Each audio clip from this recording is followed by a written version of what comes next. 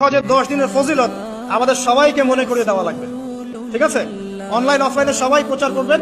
এই 10 দিন নেক আমলের জন্য একটা উৎসবের উপহার আল্লাহর পক্ষ থেকে। এই 10টা দিন যেন আমরা আল্লাহর পক্ষ থেকে এই উপহারকে কাজে লাগাই, বেশি বেশি নেক আমল করি, পরকালকে গুছিয়ে নেই। তারপর ইনশাআল্লাহ জিলহজ মাসের প্রথম 10 দিন সম্পর্কে আল্লাহ পাক সূরা ফজরের মধ্যে শপথ করেছেন, ওয়াল ফজরি, ফজরের কসম, ওয়া লায়ালিন আশর, এবং এই 10 রাতের কসম। এই 10 রাত বলতে এখানে জিলহজ মাসের এই 10 দিন এবং 10 রাতকে বোঝানো হয়। তো নবী করিম সাল্লাল্লাহু আলাইহি ওয়াসাল্লাম বলেছেন যে মা মিন আইয়ামিন আমালু সালিহু ফীহিন্না আহাব্বু ইলাল্লাহ মিন হাযিহিল আইয়ামিল আশর।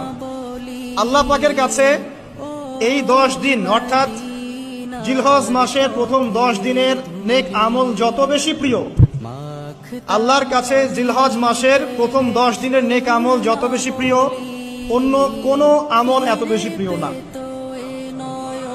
অন্য কোন আমল, এটা বুঝতে গিয়ে সাহাবায়ে কেরাম প্রশ্ন করছেন, ক্বালু, তারা বলছেন, ইয়া রাসূলুল্লাহ, হে আল্লাহর রাসূল, বলুন সাল্লাল্লাহু আলাইহি ওয়াসাল্লাম, ওয়ালাল জিহাদু ফি সাবিলিল্লাহ, আল্লাহর পথের জিহাদও কি নয়?